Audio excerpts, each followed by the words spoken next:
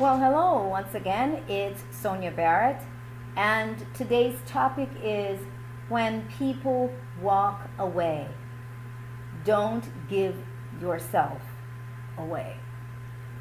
So, all right, well, I'm sure many of you, most people, have experienced that whole feeling when somebody in your life walks away. Generally, the romantic relationships are challenging, whether it be a spouse or a boyfriend, girlfriend, or even someone very close. This is tough. When people walk away, let's go with the romantic, the intimate relationships first. When those situations happen and one of the partners walk away, that can be so incredibly devastating. And when I say don't give yourself away, I mean don't allow that person to leave with not just a piece of you, but with all of you. Because many times that's what happens. That person leaves and you've given away pretty much all of yourself, and so it makes it even harder to heal. Because this person has walked away. Generally when it's the party that leaves, the party that does the leaving, even if they may also be experiencing pain behind leaving, they tend to leave feeling they're more empowered because they made the move. The ball is in their court, so to speak. There is power in them, in that person walking away. The person who is not the one walking away, a lot of times feel like there's so much taken from them. They feel reduced. You don't feel as valuable. There's so much worth many times that's lost in that situation. And again, when I say don't give yourself away, this is what I mean. Don't give your power to this person. Don't allow that person to leave with that much power, all of that power of you. And you may say, no, not really. But the fact that you're feeling that kind of pain, really more so because the person walked away, or you're feeling, again, lessened, value is gone to some degree or reduced. This is the power that you've given to that person, because truthfully that person can't really take your power like that. They can't take anything from you unless you give it to them. And typically it's not in that moment that you really give your power away. Generally it's because we gave it away in the very beginning. And this is very common. I'm going to say, men and women, but it tends to be very common in terms of women because of our nature. And when I say we are emotional, I do not mean it in a way where it's taken like, oh, we're emotional, we just fall apart and we just cry. We're very feeling beings. We're very expressive of our feelings. It's to the heart. We dive in, and I think part of it is because of our nurturing instincts, all of those things. And so we tend to dive in and give away all of who we are. We go, here you go, take it, be responsible for who I am. I'm going to lose myself in you, and I won't realize that I've totally lost myself in you. And maybe when I realize that I've lost myself in you, and now I don't know how to take it back. Or I've lost myself in you, now the person is gone. They're going out the door. They're leaving. And the pain that you feel is really that person walking out with you. Sure, the shell is here. You're looking and you're there. But they're walking out with what you gave them, which is all of yourself, all of your heart, all of your being. And so that really becomes more difficult to recover oneself from, especially when there is now time spent more so looking at what that person lost by either not being with you, or the feeling of having given that person all of your love or all of whatever, and now they're gone. Then the focus becomes on that, and it just becomes more of that. The more you focus on it, it's the more that experience in your mind becomes even more crystallized, and it's a way that we cope. It's a coping mechanism as well, because we have to find a way to regain some value again, and those belief systems, all of those things that we will sit and say with our friends and whoever, it's because we're aiming to redeem ourselves somehow, add value back to ourselves. And if we could see that other person as what you've done, that gives you value. And again, you can spend time there and not heal, or you can step back. You're going to be in pain. I'm not saying you're not going to hurt. There is pain, and we'll talk about why is there so much pain. But it's to really step back, allow yourself to go through the process, to grieve through the process, and in that grieving, be aware of what has happened here, and that person doesn't own you, and that and they don't have ownership over you. And if there's that feeling of that, then you use that moment to reclaim that, like consciously say, no, I'm whole without this person. And even if you're not feeling it right then, but it's the reminder to yourself that I can function without this person. Now, this does not mean either, let me be clear, that we are now going to shut down our hearts. We're now going to harden our hearts, and we're going to say, never again, and this is not what this is about. This is not what this is about. This is about know thyself and acknowledgement, because this couldn't have happened in the first place if there weren't some deficiencies that we did not deal with, things about ourselves that we just weren't dealing with.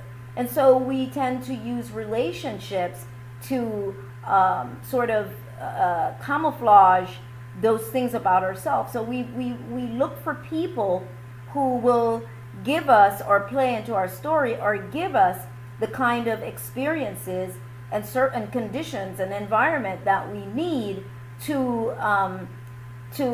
ignore or cover up that true information about who we are, what our belief systems are, what are our true pain deep down, what are our deficiencies deep down. And again, I'm always saying this is not about blame. This is about understanding the human design, your design, and the truth of how you are truly feeling, and the truth of how you handled that relationship, and the truth of it was right in front of your face. A lot of times when we meet people, we see what we want to see, and then we go, oh, I can't believe the person was like that, because there are parts about the person, the pieces that the person has shown us sort of matches and resonates with the portion that we want. And so they're telltale signs of more of who that person is, but we choose not to see it. Most times we just choose not to see it, because then we would have to deal with it, and we wouldn't get to play this game, this pretend game, to begin with, until, I always say, until the honeymoon is over, and then you get to see, what you have is now there, because the person can only keep up the charade for so long, or they can only continue to maintain that one aspect that you're seeing for so long. They've got to become all of who they are. The other thing is that when we enter into these relationships, we have to understand that this is not about getting somebody. I know people say that, this person completes me, or you get this person to complete you.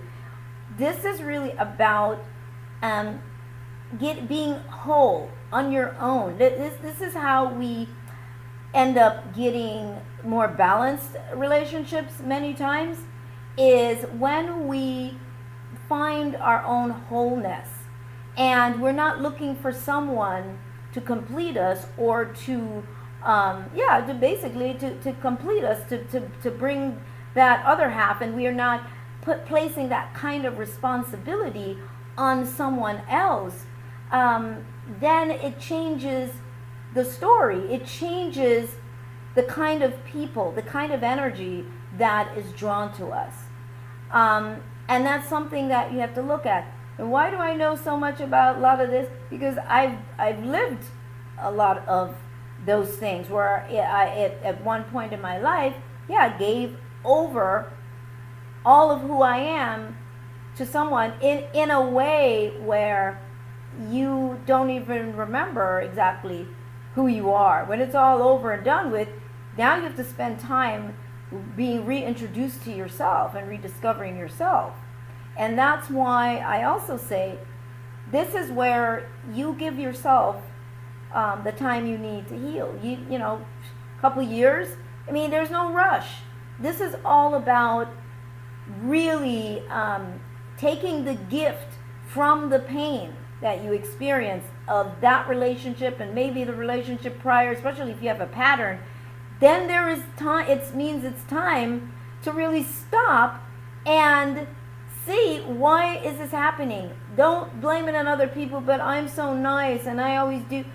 No, that means there's a lot of camouflaging. There's a lot of what's the word? It's almost like holding someone for a ransom to some degree. But there's a lot of that going on where you're doing these things. You don't realize that's why you're doing it, but you're doing these things in hope that the person, you'll do enough where that person will be there and be wonderful to you, because you're pulling out all the stops. It's almost like blackmail as well, but you're doing everything to pull out all the stops. And so we have to come clean. I'm always talking about coming clean with ourselves, which is so tough. It's so tough to face ourselves and who we are and what we're made of and our stories. And the reason for that is because we think it's a bad thing. We think that we are not what we define as good people, or it's bad. We think of it in all these derogatory terms, instead of just looking at the fact that this is who I was. This is the personality I took on. This is the character I played. This is the role I played. And I played that role, and I invested in that role, and I believed these things because of what? My own circumstances. Maybe it was the environment as a child, and that could mean family environment and the social environment, things that you feel about yourself. So it's about really lightening the load and looking at that. And again, even in the process of the pain, and you're looking at all of the things that I'm saying, it begins to make it so much easier to pull yourself back from that person. It doesn't matter the distance, it doesn't matter where they are, it doesn't matter how long ago it happened. Sometimes there are people in relationships right now, the relationships that have been going on for years, but they're still in recovery from the other experience that may have happened 2 years or 20 years ago. They haven't quite let it go, because so that person still owns a piece of them. And so it's about retrieving all of who you are, bringing it all back, and believe it or not, all of our energy, when we give ourselves away to people, to other people in different ways, not necessarily in our romantic relationship, but even in our jobs. Believe it or not, you're literally giving away power, like frequency, electricity, a charge. You're giving all of that away from yourself, because it even takes power from you to give away your power. So to pull it, when you begin to pull your power back in from all these various places, all these various, even your beliefs, a belief system that you've invested in, when you start pulling back all of your power from these places, you actually start charging yourself up again. You actually start bringing energy and life back into yourself. You could actually even find that you're healing yourself from whatever, an illness. You would be surprised as to how much. You can even look younger because you're not having to keep that power source going on all these different tentacles of power, extensions of power to all these different situations. You don't have this line of power to that person and to this belief system and to that environment.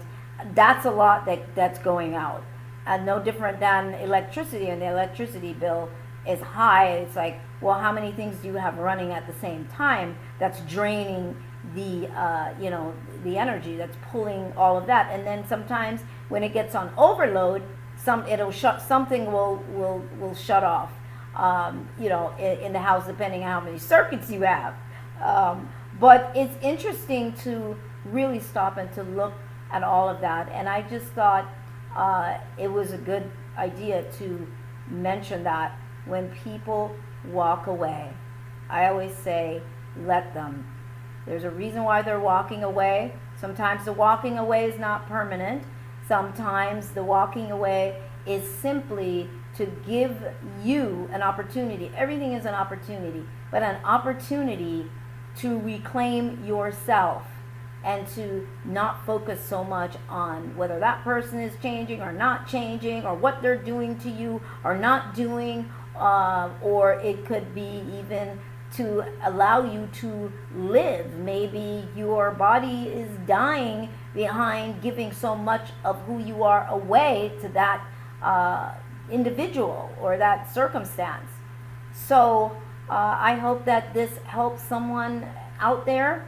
And just really listen to this and see how you can apply it to your own life.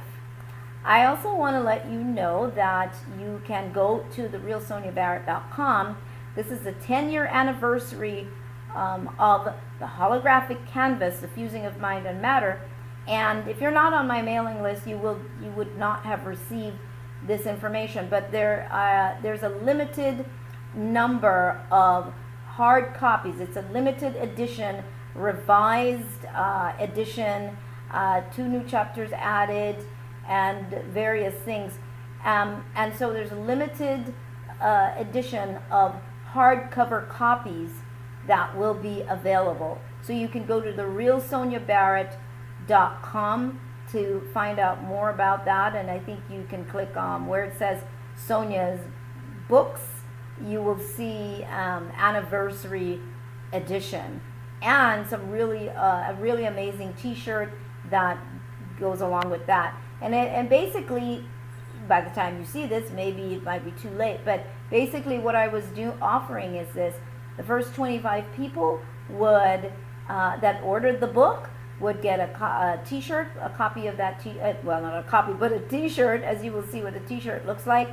And I would, what else is there? Oh, and I think the first 50 people I'm going to give a phone call to. It will say it on the site, but I'm going to call, it's either the first 25 people, I think, I'm going to call. You give me your number, and I will give you a call for those people who are ordering the hardcover copy, and you can only get it on the website.